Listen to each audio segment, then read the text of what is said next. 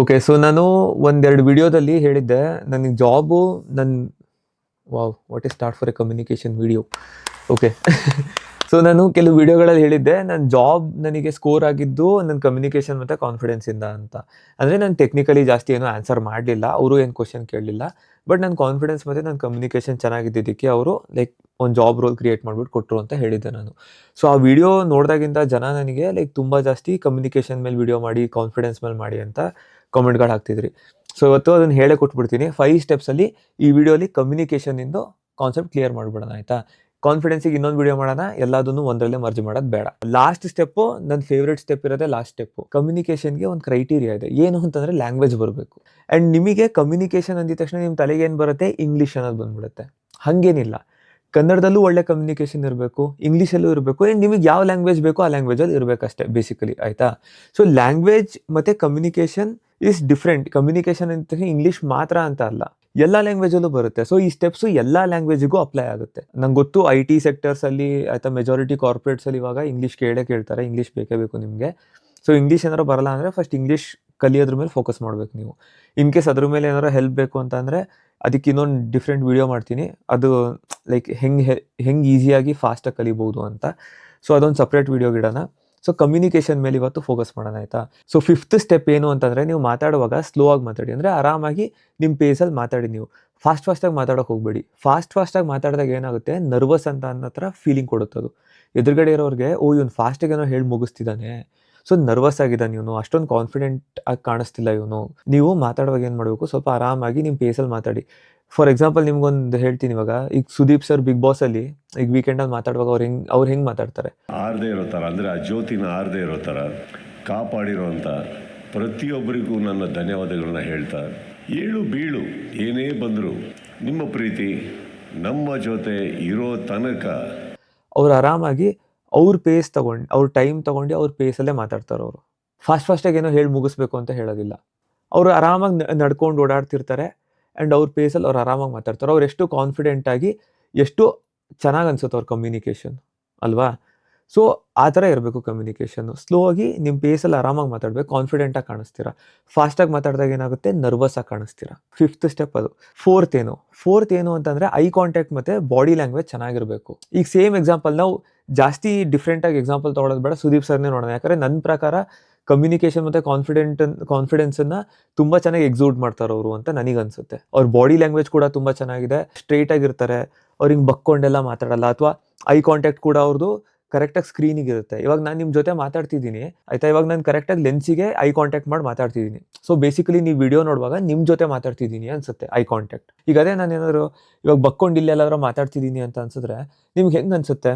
Like ಎಲ್ಲೋ ಬೇರೆ ಕಡೆ ನೋಡ್ಕೊಂಡು ಮಾತಾಡ್ತಿದ್ದಾರೆ, ಆಯಿತಾ? ಐ ಕಾಂಟ್ಯಾಕ್ಟ್ ಇಲ್ಲ, ಸೊ ಪವರ್ಫುಲ್ ಆಗಿರೋದಿಲ್ಲ. ತುಂಬ ಪವರ್ಫುಲ್ ಐ ಕಾಂಟ್ಯಾಕ್ಟ್ ಅನ್ನೋದು, ಆಯಿತಾ? ಅದನ್ನು ಮಿಸ್ ಮಾಡಬೇಡಿ. ಎಲ್ಲೆಲ್ಲೋ ನೋಡ್ಕೊಂಡು ಮಾತಾಡೋದು, ನಿಮ್ಮದೇ ಝೋನಲ್ಲಿ ಇದ್ದೀರಾ ಅನ್ನಿಸ್ಬಾರ್ದು ಅವ್ರಿಗೆ. ಸೊ ಅವ್ರ ಮಾತಲ್ಲಿ ಇನ್ವೆಸ್ಟೆಡ್ ಆಗಿದ್ದೀರಾ ಅನ್ನೋ ಫೀಲಿಂಗ್ ಕೊಡುತ್ತೆ ಅವ್ರಿಗೆ. ಸೊ ಸ್ಟೆಪ್ 3 ಏನು ಅಂತ ಅಂದರೆ, ನನಗೆ ಎಲ್ಲ ಗೊತ್ತು ಅನ್ನೋ ಆ್ಯಟಿಟ್ಯೂಡಲ್ಲಿ ಇರಬಾರ್ದು ನೀವು. ಇವಾಗ ಕೆಲವ್ರು ನೋಡಿದ್ದೀನಿ ನಾನು, ಅವ್ರ ಹತ್ರ ಏನೇ ಮಾತಾಡೋಕೆ ಹೋದ್ರೂ ಅವ್ರಿಗೆ ಎಲ್ಲ ಗೊತ್ತು ಅನ್ನೋ ಥರ ಅವ್ರು ಮಾತಾಡೋದು, ಆಯಿತಾ? ಅವ್ರ ಜೊತೆ ಯಾರಿಗೂ ಮಾತಾಡೋಕ್ಕೆ ಇಷ್ಟ ಆಗೋದಿಲ್ಲ. ಎಲ್ಲದೂ ಗೊತ್ತು ನನಗೆ ಅಂತ ಇರೋ ಆ್ಯಟಿಟ್ಯೂಡು ಆ್ಯರೋಗೆಂಟ್ ಅಂತ ಅನಿಸುತ್ತೆ. ಪ್ಲಸ್ ಅವ್ರ ಜೊತೆ ಒಳ್ಳೆ ಕಾನ್ವರ್ಸೇಷನ್ ಮಾಡೋಕ್ಕಾಗೋದಿಲ್ಲ, ಆಯಿತಾ? ಸೊ ನೀವು ಆ ಥರ ಆಗಬೇಡಿ. ಕಲಿಬೇಕು ಅನ್ನೋ ಆ್ಯಟಿಟ್ಯೂಡ್ ಇರಬೇಕು. ಅವಾಗ ಏನಾಗುತ್ತೆ, ಎದುರುಗಡೆ ಇರೋರ್ಗೂ ನಿಮ್ಮ ಜೊತೆ ಮಾತಾಡೋಕ್ಕೆ ಇಷ್ಟ ಆಗುತ್ತೆ. ಇವ್ನು ಕೇಳಿಸ್ಕೊತಿದ್ದಾನೆ ನನ್ನ ಮಾತನ್ನ, ಅಥವಾ ಇವ್ನು ಕಲಿತಿದ್ದಾನೆ ಏನೋ ನಾನು ಹೇಳೋದ್ರಿಂದ ಅಂತ, ಆಯಿತಾ? ಅವ್ರಿಗೆ ಹೆಂಗೆ ಫೀಲಿಂಗ್ ಕೊಡಬಾರ್ದು ಅಂದರೆ, ಇವ್ನಿಗೆ ಏನೇ ಹೇಳಿದ್ರು ಗೊತ್ತು ಅಂತಾನೆ ಅನ್ನೋ ಫೀಲಿಂಗ್ ಬರಬಾರ್ದು. ಅದು ಸಖತ್ ಇರಿಟೇಟ್ ಆಗುತ್ತೆ, ತುಂಬ ಫ್ರಸ್ಟ್ರೇಟಿಂಗ್ ಫೀಲಿಂಗ್ ಅದು ಒಬ್ರ ಜೊತೆ ಕಾನ್ವರ್ಸೇಷನ್ ಮಾಡುವಾಗ. ನಾನು ಅಂಥವ್ರ ಜೊತೆ ಏನು ಮಾಡ್ತೀನಿ ಅಂದರೆ, ಪರ್ಸ್ನಲಿ ಕಾನ್ವರ್ಸೇಷನ್ ಎಂಡ್ ಮಾಡಿಬಿಡ್ತೀನಿ, ಆಯಿತಾ? ಅವ್ರು ಹೇಳಿದ್ದಕ್ಕೆಲ್ಲ ಹ್ಞೂ ಅಂತೀನಿ, ಜೈ ಅಂದ್ಬಿಟ್ಟು. ಯಾರಾದರೂ ಏನಾದರೂ ಹೇಳ್ತಿದ್ದಾಗ ನೀವೆಲ್ಲದಕ್ಕೂ ಎಸ್ ಅಂದಿದ ತಕ್ಷಣ ಕಾನ್ವರ್ಸೇಷನ್ ಫಾಸ್ಟಾಗಿ ಎಂಡ್ ಆಗುತ್ತೆ. ಸೊ ನಾನು ಅದನ್ನು ಫಾಲೋ ಮಾಡ್ತೀನಿ ಅಷ್ಟೇ. ಅವ್ರ ಜೊತೆ ಎಲ್ಲ ತುಂಬ ಕತೆ ಹೊಡಿಯೋಕೆ ಹೋಗಲ್ಲ, ಅಂಥವ್ರ ಜೊತೆ ನಂಗೆ ಕಾನ್ವರ್ಸೇಷನ್ ಮಾಡೋಕ್ಕೂ ಇಷ್ಟ ಇಲ್ಲ. ಸೊ ನೀವು ಆ ಥರ ಆಗಬೇಡಿ ಅಷ್ಟೇ. ಸೊ ಇವಾಗ ಸ್ಟೆಪ್ 2 ಏನು ಅಂತ ಅಂದರೆ, ನಿಮ್ಮ ಕಾನ್ವರ್ಸೇಷನಲ್ಲಿ ಕಮ್ಯುನಿಕೇಟ್ ಮಾಡುವಾಗ ಪಾಸ್ಗಳಿರಲಿ. ಈಗ ಈ ತಪ್ಪನ್ನು ನಾನು ಪರ್ಸ್ನಲಿನೂ ಮಾಡ್ತೀನಿ. ಪಾಸ್ ಇಡೋದಿಲ್ಲ ನಾನು, ಫಿಲ್ಲರ್ ವರ್ಡ್ಸ್ ಯೂಸ್ ಮಾಡಿಬಿಡ್ತೀನಿ. ಓಕೆ, ಸೊ, ಆಯಿತಾ ಅಂತೆಲ್ಲ ಯೂಸ್ ಮಾಡ್ತೀನಿ ನಾನು. ನನ್ನ ವೀಡಿಯೋಸ್ ನೋಡಿದ್ರೆ ನಿಮಗೆ ಗೊತ್ತಿರುತ್ತದು. ಅದೇ ನಾನು ಇಂಗ್ಲೀಷಲ್ಲಿ ಮಾತಾಡುವಾಗ ನಾನು ಫಿಲ್ಲರ್ ವರ್ಡ್ಸ್ ಜಾಸ್ತಿ ಯೂಸ್ ಮಾಡೋದಿಲ್ಲ. ಕನ್ನಡದಲ್ಲಿ ಮಾತಾಡುವಾಗ, ಸ್ಕ್ರೀನ್ ಜೊತೆ ಮಾತಾಡುವಾಗ ತುಂಬ ಜಾಸ್ತಿ ಫಿಲ್ಲರ್ ವರ್ಡ್ಸ್ ಯೂಸ್ ಮಾಡ್ತೀನಿ ನಾನು. ಯಾಕೆ ಅಂತ ಅಂದರೆ, ಸ್ಕ್ರಿಪ್ಟ್ ಏನಾದ್ರು ಇತ್ತು ಅಂತ ಅಂದರೆ ಫಿಲ್ಲರ್ ವರ್ಡ್ಸ್ ಬರೋದಿಲ್ಲ. ನಾನು ಆ ಟೈಮಲ್ಲಿ ಯೋಚಿಸಿ ಮಾತಾಡೋದ್ರಿಂದ ಸೊ ಫಿಲ್ಲರ್ ವರ್ಡ್ಸ್ ಬರುತ್ತೆ. ಸೊ ನಾನು ವರ್ಕ್ ಮಾಡ್ತಿದ್ದೀನಿ. ಬಟ್ ಫಿಲ್ಲರ್ ವರ್ಡ್ಸ್ಗಿಂತ ಪಾಸ್ ಯೂಸ್ ಮಾಡಿದ್ರೆ ನಿಮ್ಮ ಸೆಂಟೆನ್ಸಸ್ಸು ಮತ್ತು ನಿಮ್ಮ ಇದೇನಿರುತ್ತೆ ಡೆಲಿವರ್ ಮಾಡ್ತಿರ್ತೀರ ನಿಮ್ಮ ಸೆಂಟೆನ್ಸು, ಅದು ತುಂಬ ಪವರ್ಫುಲ್ ಆಗಿರುತ್ತೆ. ಅದಕ್ಕೆ ತೂಕ ಜಾಸ್ತಿ ಇರುತ್ತೆ. ಈಗ ಸೇಮ್ ಇದಕ್ಕೆ ಎಕ್ಸಾಂಪಲ್ ಸುದೀಪ್ ಸರೇ ತಗೊಳ್ಳಿ ಮತ್ತೆ. ಅವ್ರು ಮಾತಾಡುವಾಗ ಅವರು ಓಕೆ, ಸೊ ಆ ಥರ ಜಾಸ್ತಿ ಯೂಸ್ ಮಾಡೋದಿಲ್ಲ. ಲೈಕ್ ಪಾಸ್ ಕೊಡ್ತಾರೆ. There are 2 ways sir always. ಒಬ್ಬರು ನಮ್ಮ ಮಾತನ್ನ ಕೇಳಬೇಕು ಅಂದ್ರೆ 2 ರೀತಿ ಇದೆ sir. You have to either demand or command sir. ಅದು ಸೆಟಲ್ ಡೌನ್ ಆಗಕ್ಕೆ ಬಿಡ್ತಾರೆ ಹಿಂಗೆ. ಆ ಸೆಟಲ್ ಆಗಕ್ಕೆ ಬಿಡ್ತಾರೆ ನೋಡಿ, ಆ ಪಾಸ್ ಏನಿದೆ ಅದು ಆಕ್ವರ್ಡ್ ಅಲ್ಲ ಅದು.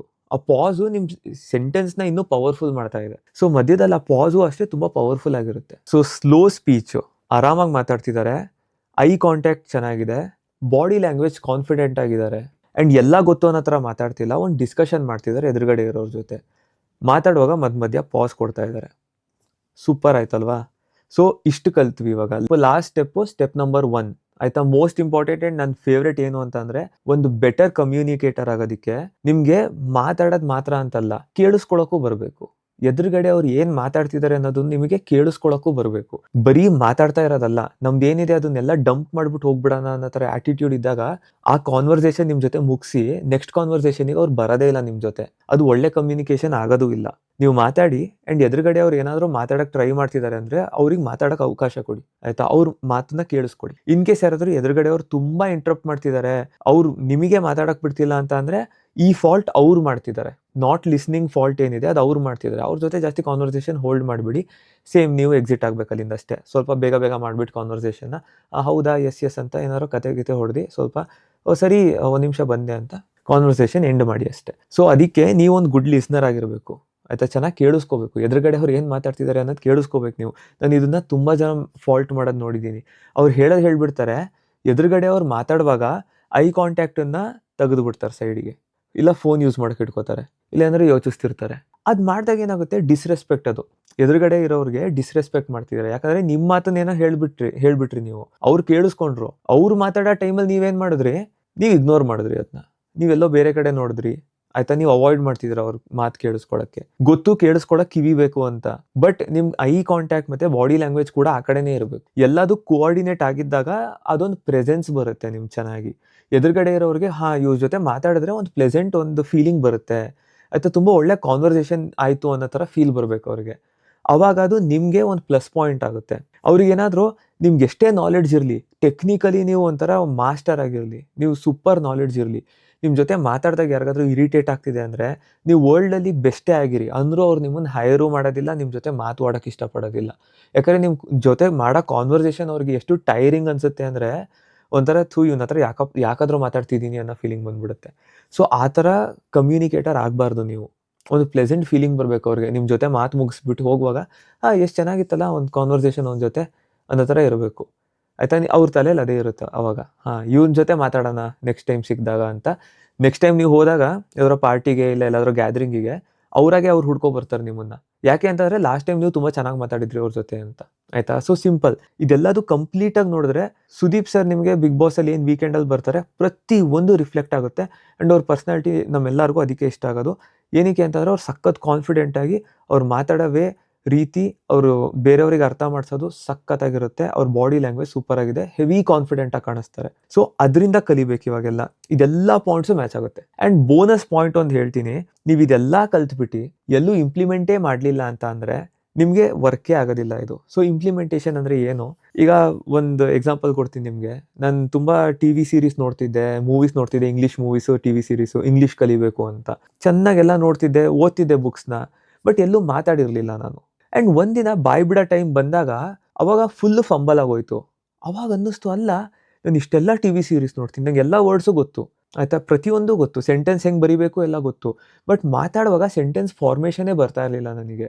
ಯಾಕೆ ಅಂತಂದರೆ ನಾನು ಆ ಮಾತನ್ನು ಪ್ರಾಕ್ಟೀಸೇ ಮಾಡಿರಲಿಲ್ಲ ಎಲ್ಲೂ ಆಯಿತಾ. ಸೊ ಅದಕ್ಕೆ ಆ ರೀಸನ್ಗೋಸ್ಕರ ನೀವು ಏನೇನು ಕಲಿತೀರ ನೋಡಿ ಅದೆಲ್ಲ ಪ್ರಾಕ್ಟೀಸ್ ಮಾಡಬೇಕು. ನೀವೆಷ್ಟು ಪ್ರಾಕ್ಟೀಸ್ ಮಾಡ್ತೀರಾ ಅಷ್ಟು ಬೆಟರ್ ಆಗ್ತೀರಾ.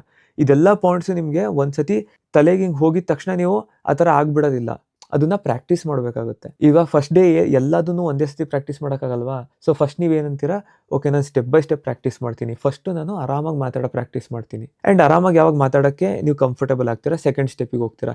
ಇವಾಗಿಂದ ನಾನು ಐ ಕಾಂಟ್ಯಾಕ್ಟ್ ಮತ್ತು ಬಾಡಿ ಲ್ಯಾಂಗ್ವೇಜನ್ನು ಪ್ರಾಕ್ಟೀಸ್ ಮಾಡ್ತೀನಿ. ಸ್ಟೆಪ್ ಬೈ ಸ್ಟೆಪ್ ಪ್ರಾಕ್ಟೀಸ್ ಮಾಡ್ತೀರಾ. ಎಲ್ಲದನ್ನು ಒಟ್ಟಿಗೆ ಇಂಪ್ಲಿಮೆಂಟ್ ಮಾಡ್ತೀನಿ ಅಂತ ಅಂದರೆ ಲೈಕ್ ಒಂಥರ ಫುಲ್ ಮುಸ್ರೆ ಆಗೋಗ್ಬಿಡುತ್ತೆ. ಅದನ್ನ ಮಾಡಕ್ಕೆ ಹೋಗ್ಬಿಡಿ. ಪ್ರಾಕ್ಟೀಸ್ ಬೇಕು ನಿಮಗೆ. ಪ್ರಾಕ್ಟೀಸ್ ಮೇಕ್ಸ್ ಮ್ಯಾನ್ ಪರ್ಫೆಕ್ಟ್ ಅನ್ನೋದು ಅದಕ್ಕೇನೆ. ಸೊ ಪ್ರಾಕ್ಟೀಸ್ ಮಾಡಿ ಚೆನ್ನಾಗಿ. ಆ್ಯಂಡ್ ಯಾವ ಲ್ಯಾಂಗ್ವೇಜಿಗಾದ್ರೂ ಸೇಮ್ ಥಿಂಗ್ಸೇ ಇಂಪ್ಲಿಮೆಂಟ್ ಆಗೋದು ಎಲ್ಲ ಕಡೆನೂ. ಇಂಗ್ಲೀಷ್ ಅಂತ ಅಂದರೆ ಮಾತ್ರ ಕಮ್ಯುನಿಕೇಷನ್ ಅಂತಲ್ಲ, ಕನ್ನಡದಲ್ಲಿ ಕೂಡ ನಿಮ್ಗೆ ಇದೆಲ್ಲ ಪಾಯಿಂಟ್ಸೇ ಅಪ್ಲೈ ಆಗೋದು. ಸೊ ಕನ್ನಡದಲ್ಲಿ ಮಾತಾಡುವಾಗ್ಲೂ ಅಷ್ಟೇ ಈ ಥರ ಮಾತಾಡಿದಾಗ ಸ್ವಲ್ಪ ನಿಮ್ಮ ಕಮ್ಯುನಿಕೇಷನ್ ಚೆನ್ನಾಗಿರುತ್ತೆ. ಎದುರುಗಡೆ ಇರೋರ ಜೊತೆ ನಿಮ್ಮ ಕಾನ್ವರ್ಸೇಷನ್ ತುಂಬ ಪ್ಲೆಸೆಂಟಾಗಿ ಆಗುತ್ತೆ. ಸೊ ಸಿಂಪಲ್ ಅಷ್ಟೇ. ಸೊ ಕಮ್ಯುನಿಕೇಷನ್ ಈ ಥರ ಇಡಿ. ಇದೊಂದು ಹೇಳಬೇಕಿತ್ತು ನಾನು. ಆ್ಯಕ್ಚುಲಿ ಇವತ್ತೇನು ವೀಡಿಯೋ ಮಾಡೋ ಪ್ಲ್ಯಾನ್ ಇರಲಿಲ್ಲ ನನಗೆ. ಬಟ್ ಇಲ್ಲಿವರೆಗೂ ನೋಡಿದ್ದೀರಾ ಅಂತ ಅಂದಿದ ತಕ್ಷಣ ಒಂದು ಜ್ಞಾಪಕ ಬಂತು ನನಗೆ. ನೀವು ಇದಕ್ಕೂ ಇಂಟ್ರೆಸ್ಟೆಡ್ ಆಗಿರ್ತೀರಾ ಅನಿಸುತ್ತೆ. ತುಂಬ ಜನ ನನಗೆ ಅಬ್ರಾಡಿಗೆ ಹೋಗೋದು ಹೆಂಗೆ ಅದೆಲ್ಲ ಕೇಳ್ತಾ ಇದ್ರಿ. ಮಾಸ್ಟರ್ಸ್ ಹೆಂಗೆ ಮಾಡಬೇಕು, ಐರ್ಲೆಂಡಿಗೆ ಹೆಂಗೆ ಬರಬೇಕು ಅಂತ. ಸೊ ಇವತ್ತು ಈ ವಿಡಿಯೋನ ನೆನ್ನೆ ರೆಕಾರ್ಡ್ ಮಾಡಿರೋದು, ಬಟ್ ಇವತ್ತು ಪೋಸ್ಟ್ ಮಾಡ್ತಿದ್ದೀನಿ ನೋಡಿ ಇವಾಗ. ಸೊ ನಾನು 3 ಗಂಟೆ ಮಧ್ಯಾಹ್ನ 3 ಗಂಟೆ ನಿಮ್ಮ ಟೈಮು ಲೈವ್ ಬರ್ತಿದ್ದೀನಿ. ಲೈವ್ ಆಯಿತಾ, ಯೂಟ್ಯೂಬಲ್ಲೇ. ಪ್ಲಸ್ ಒಬ್ಬರು ಎಕ್ಸ್ಪರ್ಟನ್ನು ಕರ್ಕೊಬರ್ತಾ ಇದ್ದೀನಿ. ಲೈವ್ ಇರುತ್ತೆ. ನೀವು ಕಮೆಂಟ್ಸ್ ಮಾಡಿಬಿಟ್ಟು ಕೇಳ್ಬೋದು. ಕ್ವಶನ್ ಏನಾದರೂ ಇದ್ದರೆ ನಾವು ಇದೇ ಟಾಪಿಕ್ ಮೇಲೆ ಡಿಸ್ಕಸ್ ಮಾಡ್ತಿದ್ದೀವಿ. ಮಾಸ್ಟರ್ಸಿಗೆ ಹೆಂಗೆ ಅಪ್ಲೈ ಮಾಡೋದು, ಪ್ರಾಸೆಸ್ ಹೆಂಗಿರುತ್ತೆ ಏನು ಅಂತ. ತುಂಬ ಒಂಥರ ನಾರ್ಮಲ್ ಕಾನ್ವರ್ಸೇಷನ್ ಇರುತ್ತೆ. ಯಾಕಂದ್ರೆ ಅವ್ನು ನನ್ನ ಫ್ರೆಂಡೇನೆ. ಸೊ ತುಂಬ ನಾರ್ಮಲ್ ಕಾನ್ವರ್ಸೇಷನ್ ಇರುತ್ತೆ. ಏನೂ ಫಾರ್ಮಲ್ ಆಗಿರೋದಿಲ್ಲ. Informal conversation basically. ಒಂದು ನಾರ್ಮಲ್ ಚಾಟ್ ಮಾಡ್ತೀವಿ. ನಂಗೆ ಏನೇನು ತಲೆಗೆ ಬರುತ್ತೆ ಕ್ವಶನ್ ನಾನು ಕೇಳ್ತೀನಿ. ಗೊತ್ತಿದ್ರೆ ಹೇಳ್ತಾನೆ, ಇಲ್ಲ ಅಂದ್ರೆ ಇಲ್ಲ. ಆಯಿತಾ. ಸೊ ಬೇಸಿಕಲಿ ನಿಮ್ಗೆ ಏನಾದ್ರು ಕ್ವಶನ್ ಇದ್ದರೆ ಚಾಟಲ್ಲಿ ಕೇಳಿ. ಯಾವ್ಯಾವುದಕ್ಕಾಗುತ್ತೆ ರೆಸ್ಪಾಂಡ್ ಮಾಡೋಕ್ಕೆ ಟ್ರೈ ಮಾಡ್ತೀವಿ. ಇನ್ ಕೇಸ್ ಎಲ್ಲ ಕಂಪ್ಲೀಟ್ ಆಗಲಿಲ್ಲ ಒಂದು ಕಾಲಲ್ಲಿ ಅಂತಂದರೆ ಬೇಕಾದ್ರೆ ಇನ್ನೊಂದು ಕಾಲ್ ಅರೇಂಜ್ ಮಾಡಿದ್ರೆ ಆಗುತ್ತೆ. ಆಯಿತಾ. ಸೊ ತುಂಬ ಕ್ವಶನ್ಸ್ ಬರ್ತಿತ್ತು. ಹೈಯೆಸ್ಟ್ ಕ್ವಶನ್ ನನಗೆ ಅದರಲ್ಲೇ ಬಂದಿರೋದು. ಮಾಡೋಣ ಅಷ್ಟೇ, ಇನ್ನೇನಿಲ್ಲ. ಆಯಿತಾ. So simple.